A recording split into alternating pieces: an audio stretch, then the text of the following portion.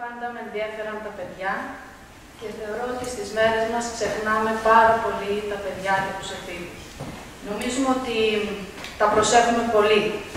Θα πάμε σε παιδότοπους, τους αγοράζουμε ωραία ρούχα, πολλά παιχνίδια, δεν τους λείπει τίποτα, αλλά δεν ξέρω αν φροντίζουμε παρκώς το θέμα της μορφώσεως των παιδιών.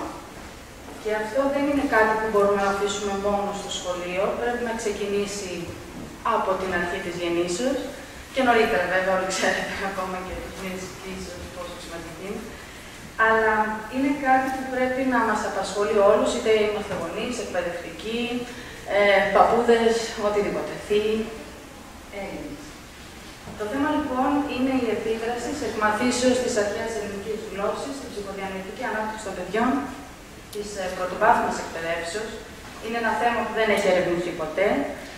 Όπως γνωρίζετε, διδάσκονται στο γυμνάσιο τα αρχαία ελληνικά και στο λύκειο, άρα οι έρευνες, οι συζητήσεις, οι θεωρητικές ξεκινούν από το γυμνάσιο και μετά. Κατά τη δική μου άποψη είναι λίγο αργά. Πρέπει να δούμε το θέμα νωρίτερα. Όπως είπε ο κ. Κιτσίκης, 5 ετών είναι μια σωστή ηλικία. Ο σκοπός μας λοιπόν είναι να διερευνηθεί ακριβώς η επίδραση, αν υπάρχει μια τέτοια επίδραση στην ανάπτυξη του παιδιού. Ο ερευνητικός στόχος δεν πρόκειψε τυχαία. Καταρχάς, εγώ δίδασκα αρχαία ελληνικά σε παιδιά 5 και παιδιά δημοτικού. Έβλεπα ότι ωφελούνται, αλλά δεν αρκεί η προσωπική παρατήρηση. Κάποια στιγμή πρέπει αυτό να το ερευνήσει. Η βιβλιογραφική έρευνα μας δείχνει ότι πράγματι εδώ υπάρχει ενδιαφέρον, η ελληνική γλώσσα έχει στοιχεία που μπορούν να ωφελήσουν την ανάπτυξη του παιδιού. Πιο συγκεκριμένα ξέρουμε ότι η γλώσσα συνδέεται στενά με τη μάθηση, δεν μπορείς να μάθεις αν δεν έχεις την κατάλληλη γλωσσική ανάπτυξη. Με την σκέψη δεν γίνεται, όσο και αν υπάρχει μεγάλη συζήτηση για τη σχέση γλώσσας και σκέψεως, τελικό, δεν γίνεται το ένα χωρίς το άλλο. Η γλώσσα επηρεάζει ακόμα και τη συμπεριφορά του ατόμου, την πράξη, την αυτοαντίληψη, την αυτοπεποίθησή του. Οι έρευνες από την άλλη στην Ελλάδα μας δείχνουν ότι υπάρχει πτώση των επιδόσεων των μαθητών. Εκτός από έρευνες στην Ελλάδα και έρευνες διεθνείς, όπως είναι η έρευνα PISA, δείχνει ότι οι επιδόσεις αυτή τη στιγμή των παιδιών είναι χαμηλότερες από τις μέσες επιδόσεις παιδιών των ευρωπαϊκών χωρών. Ο τρίτος λόγος είναι ότι υπάρχουν σήμερα νέοι κίνδυνοι για τη μητρική μας γλώσσα. Ραγδαίες εξελίξεις στην επικοινωνία των Ελλήνων, το διαδίκτυο, τα γκρίκλις, είναι νέα φαινόμενα που δεν έχουν ερευνηθεί. Επίσης, η πολυπολιτισμικότητα στο σχολείο. Θα συναντηθούν παιδιά με διαφορετικές γνωστικές δομές. Έχουν ανάγκη από μια γλώσσα κατανοητή και σαφή, αλλιώς δεν θα συνεννοηθούν και δεν θα μπορέσουν ποτέ να συνυπάρξουν. Οι ξένες λέξεις που κατακλείζουν αυτή τη στιγμή τα παιδιά, κοιτούς αυτές αυτή την επιγραφή, είναι 3 ελληνικές λέξεις και οι άλλες είναι στα λατινικά και στα αγγλικά και στα λοιπά. Φανταστείτε τι ερεθίσματα έχουν ολόγυρά τους τα παιδιά. Από την άλλη, οι νευροεπιστήμες μας λένε ότι αυτό που χρειάζεται ο εγκέφαλος είναι η ερμηνεία των φαινομένων. Παρατηρούμε ότι στο σχολείο δεν ερμηνεύεται η ορθογραφία, τα παιδιά ξέρετε, μαθαίνουν 10 λέξεις, παπαγαλία. Δεν τους εξηγεί κανείς γιατί να το γράψει μένα ή με ήτα. Το ίδιο γίνεται και στη γραμματική. Δεν υπάρχει ερμηνεία. Αν ανοίξετε τα βιβλία θα δείτε ότι ευαγγελίζονται την επικοινωνιακή γραμματική, μια γραμματική για να επικοινωνούμε. Όχι όμως για να ερμηνεύουμε τα φαινόμενα. Όμως η γνωστική ψυχολογία μας λέει άλλα πράγματα πλέον. Ο εγκέφαλος χρειάζεται ερμηνεία για να οργανώσει τις γνώσεις του και το νοητικό λεξικό και γενικώς όλες τις λειτουργίες. Από την άλλη, ενώ στην Ελλάδα δεν έχουμε έρευνες σε τόσο μικρές ηλικίες, έχουμε έρευνες στο εξωτερικό που δείχνουν την ωφελιμότητα των κλασικών γλωσσών. Μιλούν για λατινικά και αρχαία ελληνικά. Αυτοί ξεκινούν με τα λατινικά γιατί είναι πιο εύκολο, όπως καταλαβαίνετε εκεί. Αλλά όμως έχουν γίνει έρευνες και με αρχαία ελληνικά στο δημοτικό. Θα σας πω συνέχεια. Από τη στιγμή λοιπόν που δεν υπήρχε πειραματική έρευνα στην πρωτοβάθμια εκπαίδευση, πήραμε την απόφαση. Η κυρία Τζάνη, βέβαια, ήταν αυτή η καθηγήτρια του παιδαγωγικού τμήματος που μου έδωσε την ευκαιρία. Δέχτηκε, με πήρε κοντά της, γιατί τελείως θα ήταν πολύ δύσκολο να γίνει μια τέτοια έρευνα. Είχε γίνει άλλη μια έρευνα στην Ελλάδα από το Ανοιχτό Ψυχοθεραπευτικό Κέντρο, αλλά επειδή δεν ήταν πανεπιστήμιο, εντός εισαγωγικών χτυπήθηκε από τις εφημερίδες, ειρωνεύτηκαν, χωρίς όμως να μπουν στη διαδικασία να επαναλάβουν την έρευνα και να δουν κι αυτοί ποιος έχει τελικά δίκιο. Απλώς δια των εφημερίδων τύπησαν την έρευνα. Έτσι λοιπόν ήταν μεγάλη χαρά που είχα την ευκαιρία μέσα στο πανεπιστήμιο με καθηγητές που μπορούν να μιλήσουν τη μεθοδολογία, να με καθοδηγήσουν για να γίνει μια τέτοια έρευνα.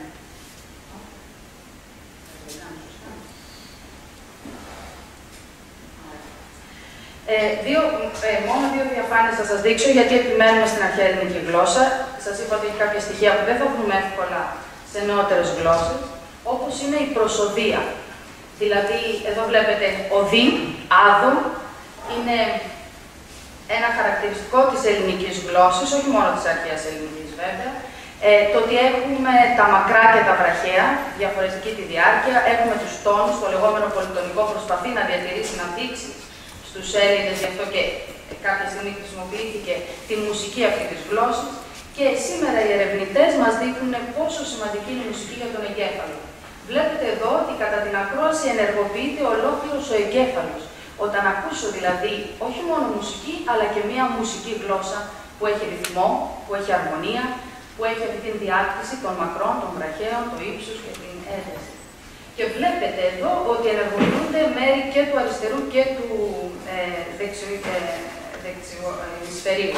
Είναι πάρα πολύ σημαντικό γιατί βλέπουμε ότι έτσι ένας εγκέφαλος και πόσο μάλλον νεανικός ισχυροποιείται.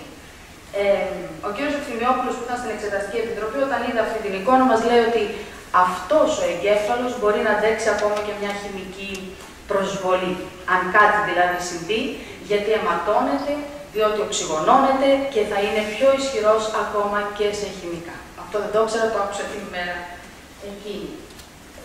Ένα δεύτερο έτσι παράδειγμα για να δείτε πόσο αυτό μένουμε, είναι το νοητικό λεξικό, είναι πάρα πολύ σημαντικό για όλες τις λειτουργίες, έτσι, για τη γλωσσική ανάπτυξη, για τον προφορικό, τον γραπτό λόγο. Οι νευροεπιστήμονες μας φέρνουν νέα δεδομένα. Για παράδειγμα, βλέπετε η περιοχή Βερνίκη είναι συνδεδεμένη με την περιοχή Μπροκά. Η επεξεργασία των πληροφοριών, μας λένε, γίνεται πιο γρήγορα από ό,τι πιστεύαμε και σχεδόν ταυτοχρόνως. Αυτό δεν γινόταν στο σχολείο. Ας πούμε, δίναμε μεγάλη σημασία στη φωνολογική, όπως έλεγαν, ενημερότητα, να μάθουν τα παιδιά, τα γράμματα, φθόκους, συλλαβές. Εδώ μας λένε πόσο σημαντικό είναι όμως, εκείνη τη στιγμή που μαθαίνει το παιδί τη γλώσσα, να ετυμολογήσει τις λέξεις. Όταν λέει ότι εκείνη τη στιγμή κάνει αυτομάτως σημασιολογική ανάλυση και συντακτική ανάλυση και μορφολογική, δηλαδή πρέπει να εντάξεις και γραμματική, μορφολογική ανάλυση, σημασιολογία. Ξέρετε ότι η ετυμολογία δεν υπάρχει ουσιαστικά στο δημοτικό. Ρωτάω τα παιδιά τι σημαίνει γεια, δεν το καταλαβαίνουν, πρέπει να σκεφτούν πολλή ώρα. Τι σημαίνει χαίρετε. Όταν τους ρωτώ τι σημαίνει το όνομά τους, δεν μπορούν να το συνειδητοποιήσουν, ακόμα και παιδιά που έχουν απλά ονόματα, Αντρέας. Δεν μπορεί να το εξηγήσει, πρέπει να σταθούμε ένα τέταρτο, να ψάξουν, να φτάσουν στον Ανδρείο. Άρα καταλαβαίνω ότι υπάρχει πρόβλημα στην ανάλυση των λέξεων. Και με αυτή την ταχύτητα που μας λέει εδώ. Άρα πρέπει να αλλάξουμε και το μοντέλο διδασκαλίας της γλώσσας. Αυτά είναι δύο στοιχεία, μπορούμε να δούμε πολλά περισσότερα. Γνωρίζετε για την αρχαία ελληνική και η μουσικότητα, η τεχνολογία, ο πλούτος του λεξιλογίου, τα νοήματα, έννοιες, την ανθρωπότητα. Έτσι λοιπόν καταλήξαμε στην έρευνα με αυτόν τον τίτλο. Ήδη μας λένε οι αρχαίοι Έλληνες ότι η μάθηση αυξάνει τα σπέρια. Όταν λέω ψυχοδιανοητική ανάπτυξη, κάποια πολύ χαρακτηριστικά, η μνήμη, που μας ενδιαφέρει πολύ, η επίλυση προβλήματος, να μπορεί να επιλύει πρόβλημα, η προσοχή, η ταχύτητα της, η ευελιξία, η δημιουργικότητα, ή διαφορετικά μπορούμε να πούμε να ελέγξουμε σε γνωστικό, συναισθηματικό, ηθικό και κοινωνικό επίπεδο την ανάπτυξη του παιδιού.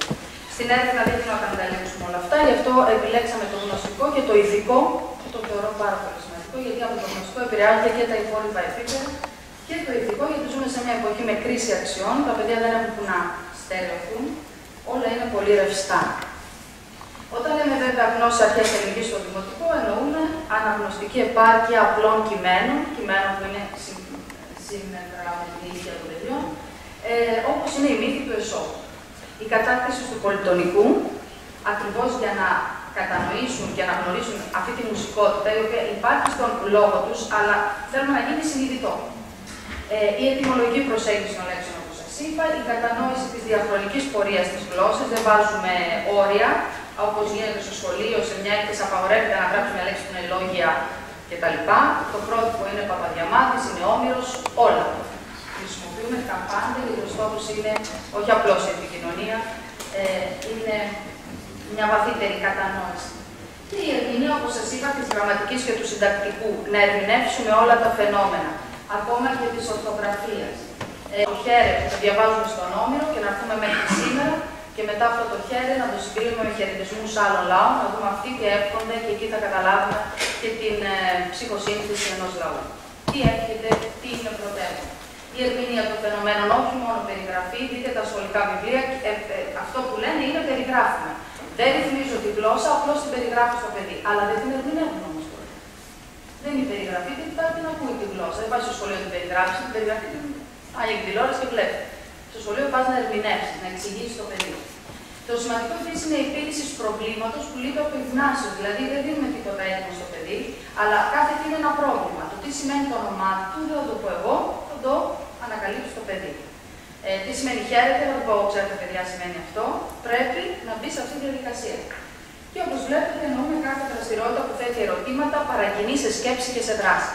Η έρευνα θα ξεκινήσει με απλές λέξεις για να φτάσουμε μετά σε βαθύτερα νοήματα, σαν αυτά που εδώ μας προβληματίζουν τώρα και μας διχάζουν. Ένα παράδειγμα από εγχειρίδια σχολικά για να καταλάβετε τι σύνθεση δημιουργείται στο νου των παιδιών. Η Νέα Λογομάθεια είναι ένα επίσημο εργαλείο, πολύ σύγχρονο, με CD και τα λοιπά που μοιράξατε στα σχολεία. Και εκεί, στη διδασκαλία της νέας ελληνικής γλώσσας και μάλιστα στην ορθογραφία, κοιτάξτε τι λένε στο παιδί. Ξέρετε ότι τα επίθετα σέος γράφονται με άλλο παγιότητα. Έτσι, παιδιά, ακμαίος, γενναίος, δίκαιος. Και αρχίζουν μετά. Εξαιρούνται. Νέος, άθεος, ανίδεος, στέρεος, υπόχρεος. Παπαγαλία. Χωρίς εξήγηση, αλλά διαστρεβλώνει και την ετυμολογία που σας είπα. Σημασιολογική ανάλυση. Ο νέος δεν είναι επίθετος σέος. Ο νέος είναι ένα επίθετο σεός και το νέο είναι η ρίζα. Ο άθεος δεν είναι επίθετος σέος. Το άθεος είναι αλφαστερητικό, είναι η ρίζα θε. Και αν θέλουμε με τα παιδιά θα συζητήσουμε γιατί ο Θεός ονομάστηκε Θεός και τι είναι αυτό το θε και τι μπορεί να δείχνει. Και έχει κατάληψη ως. Όταν του λες ότι είναι έος, τι καταλαβαίνει. Υπάρχει άθα, την ρίζα. Θα καταλάβει τίποτα. Θα προβληματιστεί ποτέ για το τι σημαίνει Θεός. Το καταλαβαίνετε, ανίδεος. Είναι ανίδ και έος. Ο στέρεος κτλ. Το ίδιο κάνουν και στο ινός, ότι γράφεται με γιώτα και του λένε ότι εξαιρεί το εξάμηνος. Δηλαδή είναι εξάμ και ινός. Αυτό όμως του λέει, δεν είναι. Μπορεί ένα παιδάκι στην πρώτη και δευτέρα δημοτικού να ερμηνεύσει ποτέ. Εντάξει, το εξάμηνο το καταλάβει, αλλά καταλαβαίνει τι σύγχυση δημιουργείται. Ο υπεύθυνος είναι επίθετος σε ίνος και ο κίνδυνος είναι επίθετος σε ίνος. Ο φαϊνός, ο δεινός, δεν θα καταλάβει ποτέ ότι γράφεται με ψηλογιώτα, όχι για την εξαίρεση, γιατί εκεί είναι το δέος που προκαλεί ο δεινός. Και ότι στο κλεινός γράφεται με ψηλογιώτα γιατί είναι το κλέος, η δόξα. Και δεν είναι ένα επίθετο σε ίνος. Τέτοια άπειρα μπορείτε να ξεπηλήσετε στις γραμματικές ή στα αναγνωστικά πρωτεύοντα. Έτσι λοιπόν, στην έρευνά μας ανεξάρτητη μεταβλητή γνώση αρχαίας ελληνικής γλώσσας, όπως σας είπα, διαχρονική προσέγγιση μετρική, σε μικρές ηλικίες και θεωρούμε ότι αυτό θα επηρεάσει τη γλωσσική επάρκεια των παιδιών. Ελέγχουμε τους τομείς που ουσιαστικά διδάσκονται στο σχολείο, ορθογραφία, τη γραμματική, θα επηρεάσει τη σύνταξη, το λεξιλόγιο, τη σύνθεση και τη διατύπωση ορισμού. Που είναι πολύ σημαντικό ορισμό. Αν δεν ορίσει έννοιες, πώς μετά θα μιλήσει πάνω σε αυτές. Το δεύτερο που εξετάζουμε είναι η ηθική ορίμανση, η οποία προσδιορίζεται από την ηθική πράξη, αλλά κυρίως την ηθική κρίση. Δεν κοιτάζουμε μόνο τι θα κάνει το παιδί σε μια στιγμή ή σε ένα δίλημμα, αλλά πώς θα ετοιμολογήσει αυτή την πράξη. Από εκεί φαίνεται και το επίπεδο της ηθικής αναπτύξεως. Επίσης, εξετάσαμε την εμπλοκή σε ηθικό προβληματισμό. Όταν κάνει κάτι το παιδί, προβληματίζεται ή το κάνει γιατί το είδε στην τηλεόραση, γιατί του το είπαν, θα εμπλακεί σε ηθικό προβληματισμό. Έχει ευχέρεια στα επιχειρήματα που θα μας δώσει όταν του πούμε γιατί θα το κάνεις αυτό. Υπάρχει πληρότητα αυτών των επιχειρημάτων. Επάρκεια. Και βέβαια να δούμε αν όλη αυτή η γνώση θα αφήσει και μια υπεραξία, όπως λέει η κυρία Τζάνη. Σήμερα οι παιδαγωγοί το λένε μεταγνωστικά ωφέλη. Το μετά.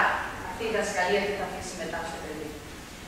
Να προχωρήσω σε αυτά, είναι τα όρια σας είπα, στην ηθική πράξη μας θα δει περισσότερο η ηθική αιτιολόγηση. Τελικώς η μεθοδολογία μας ήταν να γίνει πειραματική έρευνα μέσα στα σχολεία, γιατί η έρευνα η προηγούμενη που σας είπα του Τσέχου δεν έγινε μέσα στο σχολείο. Και είπαν ότι ναι, μεν αυτά τα 50 παιδάκια επέλεξαν τα αρχαία ελληνικά, άρα θα έχετε καλύτερα αποτελέσματα. Πάμε λοιπόν στην τάξη σε παιδιά που δεν επέλεξαν τα αρχαία Το σχολείο όμως το πρότεινε και διδάσκει σε ένα ιδιωτικό σχολείο, σε 2 ιδιωτικά που διδάσκει σε όλη την τάξη. Άρα δεν έχουμε αυτόν τον παράγοντα ότι ήθελαν οι γονείς, ήθελαν τα παιδιά. Τελικώς το δείγμα μας ήταν 207 μαθητές. Στην πειραματική ομάδα αυτή που διδάσκηκε αρχαία ελληνικά ήταν 85 μαθητές 6ης τάξης και στην ομάδα ελέγχου, η οποία αυτή την ώρα που εμείς διδάξαμε 1 ώρα αρχαία ελληνικά, αυτά διδάσκονταν στο σχολείο την ελληνική γλώσσα με το πρόγραμμα το αναλυτικό. Ήταν 122 μαθητές. Στην 6η δημοτικού, διότι έχουν αναπτύξει τα παιδιά τις θεμελιώδεις, ψυχολογικές και γνωστικές λειτουργίες. Γι' αυτό σας έλεγα, είναι λίγο αργά να πάμε μετά. Πρέπει εκεί μέχρι τα 12 να έχουμε προλάβει να πούμε στα παιδιά που σας εξήγησα. Είναι μια γλωσσικά κρίσιμη περίοδος, λένε οι ερευνητές, ένα παράθυρο ευκαιρίας και εκεί ολοκληρώνεται η διαφοροποίηση των εγκεφαλικών ημισφαιρίων. Επίσης, είχαν βέβαια και την ωριμότητα και τις δεξιότητες για να συμπληρώσουν τα ερευνητικά εργαλεία. Δεν είχαμε πρόβλημα να είναι κατανοητά στο παιδί. Ένα γνωστικό τεστ, ένα ερωτηματολόγιο για να δούμε τι θα κάνουν σε κάποιες στιγμές και πώς θα αιτιολογήσουν την πράξη τους. Και είχαμε και 2 μελέτες περίπτωσης, δηλαδή εκτός από την έρευνα στην τάξη, στην 6η δημοτικού, διδάχθηκε με άλλο βέβαια τρόπο και με άλλους τρόπους η αρχαία ελληνική στο νηπιαγωγείο. Και εκεί ζητήσαμε τη γνώμη των γονέων και των εκπαιδευτικών και επίσης ετυμολογία στο μάθημα της γεωγραφίας. Γιατί είναι ένα μάθημα τα αρχαία ελληνικά που δεν περιορίζεται στο γλωσσικό, μπορείς να το συνδυάσεις με όλα τα μαθήματα. Η δασκάλα λοιπόν, και όχι φιλόλογος, έχει σημασία αυτό, η δασκάλα πήγε στο μάθημα της γεωγραφίας και ετοιμάτισε να τιμολογεί τους γεωγραφικούς όρους. Και εκεί πάλι είχαμε μαρτυρίες των μαθητών, των γονέων και των εκπαιδευτικών. Για να δούμε τα αποτελέσματα. Θέλουμε να δούμε πώς λειτουργεί το μάθημα γενικό στο σχολείο, ανεξαρτήτως ηλικίας και μαθήτων. Λοιπόν, αυτά τα αφήνω, σας είπα την κοινωνία. Στην αρχή δόθηκε ένα προγνωστικό τεστ σε όλα τα παιδιά και στην πειραματική και στην ελέγχου για να δούμε την ισοδυναμία, να μην υπάρχουν αποκλήσεις. Στην δεύτερη φάση διδάχθηκε στην πειραματική ομάδα για 1 ώρα εβδομαδαίως το μάθημα των αρχαίων ελληνικών με περισσότερο έμφαση στο πολιτικό, ετυμολογία και αυτή τη διαχρονική προσέγγιση που σας είπα.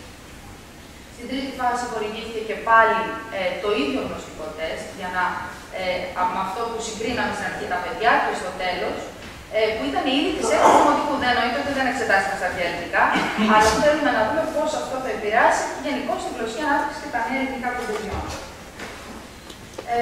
Εδώ είναι η κλίμακα του ελέγχου, σας είπα και νωρίτερα, και για την και αυτά νομίζω τα είπαμε. Επίσης, γενικώς είδαμε την ποιότητα της γραφής, αν επηρεάζει, ο τονισμός, οι στήξεις και γενικώς η ορθογραφημένη γραφή. Στην μελέτη περίπτωση που σας είπα στο Δημοτικό και στο Νηπιαγωγείο, τα κριτήρια ήταν η ευκολία. Όλοι λένε ότι είναι δύσκολα, μα πώς θα διδάξει αρχαία στο Νηπιαγωγείο ή στο Δημοτικό. Η ευχαρίστηση, γιατί πολλοί θυμούνται από το σχολείο ότι δεν ήταν και τόσο ευχάριστο. Η καταλληλότης, πολλοί γονείς ρωτούν, μα θα μπερδευτεί το παιδί μου αν το φέρω και μάθα αρχαία ελληνικά. Και οι συνέπειες που έχουν γίνει τελικώς αντιληπτές. Αυτό θέλαμε να δούμε με τις 2 μελέτες περίπτωσης. Λοιπόν, αυτά και να αρχίσουμε τώρα με τα αποτελέσματα. Στο πρώτο τεστ, λοιπόν, ήθελαμε να δούμε την ισοδυναμία των ομάδων. Η ομάδα ελέγχου στην αρχή υπερτερούσε έναντι της πειραματικής στην ορθογραφία, στους ορισμούς των λέξεων και στο λεξιλόγιο. Η πειραματική ομάδα στην αρχική εξέταση δεν υπερτερούσε. Έχουμε μια ισοδυναμία και ελαφρώς μια έτσι υπεροχή της ελέγχου, της ομάδας που δεν διδάχθηκε τα αρχαία ελληνικά. Στην τελική τώρα, η πειραματική υπερτερεί έναντι της ελέγχου με στατιστικό σημαντική διαφορά στην ορθογραφία, στη γραμματική, στη σύνταξη, στη σύγχυση, στο λεξιλόγιο, σε μια μεταβλητή. Η πειραματική πλέον δεν υπολείπεται όπως στην αρχή στους ορισμούς των λέξεων και στο λεξιλόγιο. Εδώ βλέπετε μερικά γραφήματα, πώς ήταν στην αρχική κατάσταση και με το γκρενά χρώμα η τελική. Η ομάδα ελέγχου βλέπουμε ότι μένει στα ίδια επίπεδα. Μετά από 1 χρόνο διδασκαλίας μέσα στο σχολείο, από την 5η στην 6η δημοτικού, 1 χρόνο ολόκληρο διδάσκουμε τα νέα ελληνικά, τα παιδιά έμειναν στο ίδιο περίπου επίπεδο. Με 1 ώρα που προσετέθη, όχι δεν προσετέθη, αφαιρέθηκε 1 ώρα νέο ελληνικό, προσετέθη τον αρχά και βλέπετε αμέσως η κατανόηση πώς υπερέχει η πειραματική ομάδα, η βελτίωση που δείχνει. Το ίδιο γίνεται και στη σύνθεση, που μάλιστα η ερώτηση ήταν εύκολη γιατί απλώς κύκλωναν σύνθετες λέξεις. Και βλέπουμε ότι στην ελέγχου δεν βλέπουν μια σύγχρονη και δεν καταλαβαίνουν ότι είναι σύγχρονη. Δεν μπορούν να αναλύσουν τη λέξη. Φανταστείτε να πάμε σε πιο σύντομο. Και γενικώ στη σύνθεση στο σύνολο, πάλι βλέπουμε την πειραματική να βελτιώνεται και κοιτάξτε ότι η ελέγχου μετά από ένα χρόνο διδασκαλία παρουσιάζει πτώση. Αυτό έχει ένα μεγάλο ενδιαφέρον γιατί το βρήκε και ο Τσέγκος στη δική του έρευνα. Διδάσκουν καθώ μεγαλώνουν, έχουν πτώση αντί να βελτιώνουν ή έστω να μείνουν στάσιμοι. Και το έχουν αναλύσει και άλλοι επιστήμονες αυτό. Στη γραμματική τα ίδια, κοιτάξτε πώς με την ερμηνεία των γραμματικών φαινομένων βελτιώνονται, ενώ οι υπόλοιποι έχουν πολύ μικρή βελτίωση μετά από ένα χρόνο διδασκαλίας. Στη σύνταξη επίσης, εδώ πρέπει να χρησιμοποιήσουν δευτερεύουσες προτάσεις, που αυτό συνδέεται με σύνθετες μορφές σκέψεως, να μπορέσει το παιδί να μας γράψει δευτερεύουσες προτάσεις. Και βλέπετε πόσο πολύ βελτιώνει η πειραματική ομάδα, χωρίς να κάνουμε μάθημα αυστηρά στην αρχή. Ήταν μια ώρα γενικώς για αυτό το θέμα. Τώρα, η κάθετη συγκρίση είναι να συγκρίνουμε τη μία ομάδα με τον εαυτό της. Μετά από ένα χρόνο που βρίσκονται, βελτιώνονται τα παιδιά μας ή όχι. Και βλέπουμε ότι η ελέγχου παρουσιάζει πτώση στην κλίμακα της συνθέσεως, πτώση στην κλίμακα της ορθογραφίας, καμία μεταβολή στην κλίμακα ορισμού λέξεων, να ορίσουν τις λέξεις, καμία μεταβολή στην κλίμακα λεξιλόγων και ολοκλήρωση προτάσεων. Δώσαμε μια λέξη και έπρεπε να μας γράψουν μια πρόταση με τη λέξη αυτή. Οι λέξεις ήταν όλες μέσα από τα σχολικά βιβλία. Δεν ήταν γενικώς για να πει κανείς ότι εσύ τη δίδαξε στα αρχαία και οι άλλοι δεν ήξεραν. Ήταν μέσα από τα σχολικά βιβλία για να είμαστε σίγουροι ότι όλα τα παιδιά έχουν δει αυτή τη λέξη. Έχει συζητηθεί στο σχολείο και θέλουμε να δούμε τι μένει στο τέλος της διδασκαλίας.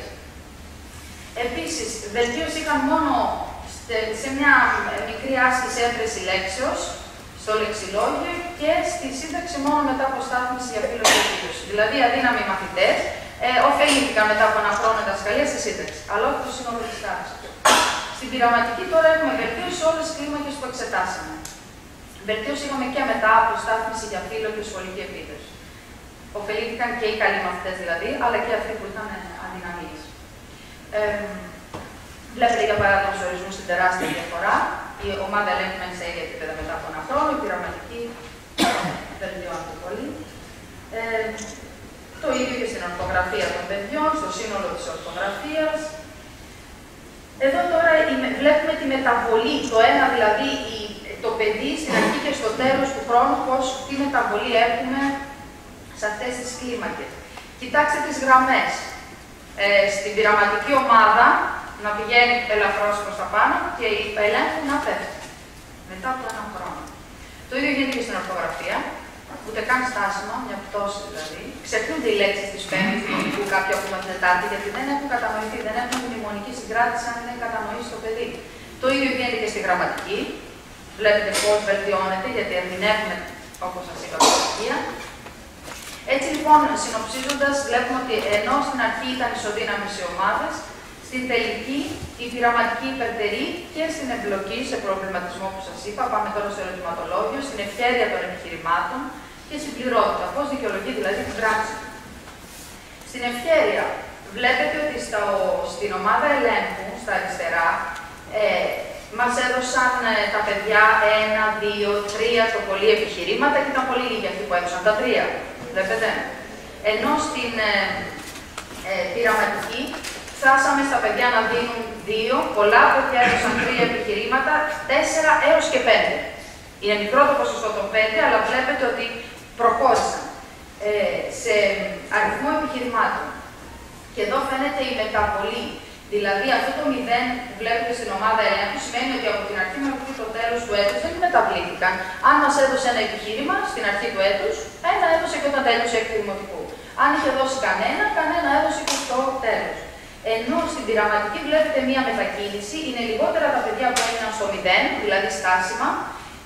Περισσότερα αυτά που προχώρησαν, μας έδωσαν ένα επιχείρημα παραπάνω, αυτά που έδωσαν 2 επιχειρήματα παραπάνω, αυτά που έδωσαν 3 επιχειρήματα παραπάνω μετά από ένα χρόνο διδασκαλία. Ένα λεπτό ναι, ωραία. Το ίδιο γίνεται λοιπόν και στην ορθογραφία. Η πληρότητα των επιχειρημάτων, δεν μετράμε μόνο αριθμό, αλλά και τι επιχειρήματα έδωσε το κάθε παιδί. Δηλαδή, να σου πει ότι δεν λέω ψέματα γιατί δεν πρέπει, μπορεί να πεις ότι είναι επιχείρημα, αλλά δεν είναι και πλήρες και παρκές, έτσι. Λοιπόν, και επίσης βλέπουμε αυτό που σας είπα και νωρίτερα, ότι ενώ υπάρχουν παιδιά που μας έδωσαν θετικές απαντήσεις, ξέρουν ποιο είναι το σωστό, αλλά δεν μπορούσαν να το αιτιολογήσουν. Βλέπουμε όμως ότι μετά από τη διδασκαλία, όταν γνωρίζουν μύθους στο εσώπο, όταν βλέπουν ηρωικά πρότυπα, όταν συζητούμε για τέτοιες έννοιες και βλέπουν τις αξίες τις ελληνικές, οι οποίες είναι ξεκάθαρες, το άσπρο είναι άσπρο, το μαύρο είναι μαύρο, το ψέμα είναι πάντα ψέμα και η αλήθεια είναι πάντα αλήθεια, το μέτρο και η υπερβολή, βλέπουμε τα παιδιά μπορούν να αιτιολογήσουν και είναι πιο σταθερά σε αυτό που είπαν και στην πράξη τους. Εδώ βλέπετε στην αιτιολόγηση, στην αρχή της διδασκαλίας με τον μπλε χρώμα του, πολλά παιδιά δεν αιτιολογούν την πράξη τους, σου λένε απλώς ότι εγώ προσπαθώ να ακολουθώ το μέτρο ή δεν λέω ψέματα, αλλά δεν μπορεί να το αιτιολογήσει. Μετά τη διδασκαλία, στην πειραματική εξαφανίστηκε το μπλε, τα παιδιά που δεν αιτιολόγησαν, και άρχισαν τα παιδιά να αιτιολογούν. Έτσι βλέπουμε λοιπόν ότι η πειραματική υπερτερεί και στο στάδιο ηθικορικής αναπτύξεως, που είναι πολύ σημαντικό ξαναλέω σε μέρες σημερινές που υπάρχει αυτή η κρίση αξιών. Τα περνώ λοιπόν αυτά, είναι τέτοιου είδους για να προχωρήσω και να δείτε κάποιες προτάσεις. Και διαφορές και στην ποιότητα γραφής και στη στίξη, στον τονισμό, στην ορθογραφημένη γραφή, παντού είχαμε στατιστικό σημαντική διαφορά. Επίσης και στις μελέτες περίπτωση, στον νηπιαγωγείο και στο δημοτικό δεν είχαμε αρνητικά σχόλια, παντού ήταν θετικά. Τα παιδιά θεωρούσαν ότι είναι ευχάριστο το μάθημα, βοηθεύει πάντα όπως το έδινε η τεχνολογία, κατάλληλο για την ηλικία τους, αν βρεθεί σωστή μέθοδος. Από τη στιγμή που επιβεβαιώθηκαν οι υποθέσεις μας, μπορούμε να προτείνουμε ένα τέτοιο διδακτικό μοντέλο στο δημοτικό, χωρίς να επιβαρύνουμε το αναλυτικό πρόγραμμα σπουδών. Αρκεί και μία ώρα από το γλωσσικό μάθημα να δοθεί στη διαχρονική αυτή προσέγγιση της γλώσσης. Και βλέπουμε ότι μπορεί να γίνει και σε άλλα μαθήματα. Δηλαδή, ο δάσκαλος και στο μάθημα της βιογραφίας, της μυθολογίας, της ιστορίας, να ετοιμολογήσει, να αναλύσει τις λέξεις, να δει διαχρονικά τις αξίες και τα νοήματα. Μπορεί λοιπόν να αρχίσει σε μικρή ηλικία, δεν υπάρχει κίνδυνο συνηθίσεως όπως φοβούνται πολλοί και ότι πλέον ωφελούνται από αυτή τη διδασκαλία. Βλέπετε, οξύνει την κρίση, λογικές διαδικασίες, διατηρεί την γνώση το παιδί μετά από ένα χρόνο και μετά από πολλά χρόνια η γνώση θα διατηρηθεί, δεν θα έχουμε την πτώση, τη στασιμότητα. Έχει σημασία διότι, αν πείτε, έγινε μια έρευνα στην Ελλάδα και αρκεί. Έχει σημασία γιατί και στην Αγγλία οι αντίστοιχες έρευνες έδειξαν ακριβώς τα ίδια αποτελέσματα. Ότι ευνοεί η διδασκαλία των κλασικών γλωσσών την γλωσσική ανάπτυξη και φανταστείτε παιδιά που μιλούν τα αγγλικά και ωφελούνται στα αγγλικά. Εμείς νομίζουμε ότι από τη στιγμή ότι είναι πιο σημαντικό το παιδί μας να μάθει αγγλικά και ότι θα μάθει αγγλικά αν δεν γνωρίζει καλά την μητρική του γλώσσα. Και ο Άγγλος λέει ότι αν θέλει ο Άγγλος να μάθει καλά αγγλικά, πρέπει να ξεκινήσει με κλασικές γλώσσες. Είδαν λοιπόν ότι ωφελεί στην αναγνωστική ικανότητα, στην αντιληπτική ικανότητα και στην ικανότητα γενικώς εκμαθήσεως ξένων γλωσσών. Βλέπετε το παιδάκι με χαρά να μας δείχνει το φέρεις, σε ένα σχολείο της Αγγλίας. Έχουν γίνει έρευνες στη ΣΥΠΑ, στις ΗΠΑ, που είναι ελάχιστα γνωστές και δεν έχουν συζητηθεί στην Ελλάδα, οι οποίες έχουν κρατήσει μία δεκαετία και σε πολύ μεγαλύτερα δείγματα από την Αγγλία, και οι οποίοι επιβεβαιώνουν ακριβώς τα ίδια. Έχουμε καλύτερη κατανόηση γραμματικών και συντακτικών δομών της Αγγλικής. Φανταστείτε πόσο μάλλον της ελληνικής που είμαστε έτσι μία γλώσσα ενιαία. Στο λόγο, στην αυτοαντίληψη, στην ενεργοποίηση, στην έφεση για μάθηση, στην κριτική σκέψη, αλλά ακόμα και στα μαθηματικά. Θα ωφεληθούν εννοείται και σε λογικές διαδικασίες, γιατί ξαναείπα αντιμετωπίζουμε τη γλώσσα ως επίλυση προβλήματος. Επίσης, αυτό που έδειξαν στην Αγγλία είναι ότι ωφελούνται και παιδιά με μαθησιακές δυσκολίες, κάτι που και η έρευνα Τσέγκου άφησε να εννοηθεί, αλλά και αυτό το ειρωνεύτηκαν. Και μάλιστα τώρα στο Cambridge έχουν ξεκινήσει έρευνα λατινικά και δυσλεξία. Το πρόβλημα που ξέρετε της δυσλεξίας και μαθησιακών δυσκολιών είναι τεράστιο. Ενώ στην Ελλάδα δεν το συζητούν, στην Αγγλία ήδη ξεκινούν έρευνες και βλέπουν ότι οι κλασικές γλώσσες μπορούν να βοηθήσουν και σε τέτοιες περιπτώσεις. Η πρόταση δική μας λοιπόν είναι τα αρχαία ελληνικά, ίσως ξενίζει, δεν εννοώ αρχαία ελληνικά ακριβώς, είναι αυτή η διαχρονική προσέγγιση και ερμηνευτική που σας είπα στο δημοτικό και στο ολοήμερο που έχουμε πάρα πολύ χρόνο και το απόγευμα απλώς τα παιδιά παίζουν. Έχουμε πολύ χρόνο εκεί για να δουλέψουμε με τα παιδιά, να παίξουν, να συνομιλήσουν τα αρχαία ελληνικά, να δραματοποιήσουν τους μύθους. Είναι πολύ εύκολο και τα ευχαριστεί και τα ξεκουράζει. Κάποια στιγμή στα παιδαγωγικά τμήματα πρέπει να μπει ένα μάθημα ετυμολογίας ώστε να μπορεί ο δάσκαλος να ετυμολογεί. Δεν λέμε να πάνε φιλόλογοι στα δημοτικά. Ο δάσκαλος πρέπει να μάθει τη γλώσσα και να τη μεταφέρει στα παιδιά σωστά. Ή στα τμήματα επιμόρφωσης των δασκάλων. Και θα μπορούσε στην πρώτη γυμνασίου η μεθοδολογία να αλλάξει, να μην ξεκινάμε κατευθείαν μάθετε γραμματική συντακτικό, αλλά να ερμηνεύουμε, να παίξουμε, να συνομιλήσουμε στα αρχαία ελληνικά, να δραματοποιήσουμε τα κείμενα, να χαρούν τα παιδιά. Χρειάζονται βέβαια να συνεχιστούν τέτοιου είδους έρευνες στην Ελλάδα, για να δούμε και άλλα θέματα, δεν θα μπορέσετε να ερευνήσαμε σε όλα. Και το κυριότερο θα ήταν βιολογικές έρευνες με απεικόνιση της λειτουργίας του εγκεφάλου, που θα μας δείξουν καλύτερα πώς επηρεάζει η προσοδεία της ελληνικής, η ετυμολογία, ο πλούτος του λεξιλογίου. Γιατί όπως έχετε δει και με την νέα γραμματική κτλ., η προσοδεία πετάγεται εντελώς έξω, ως άχρηστη, ενώ οι έρευνες δείχνουν ότι εκεί υπάρχει πολύ μεγάλο ενδιαφέρον και έχουμε πολλά να μάθουμε. Πριν βιαστούμε να πετάξουμε τη μουσικότητα ως άχρηστη, να περιοριστούμε σε ένα μονοτονικό που σιγά σιγά θα γίνει των 5 φωνιέντων, ένα «ο» ή τέλος. Αυτά είχα να σας πω. Ευχαριστώ για όλα.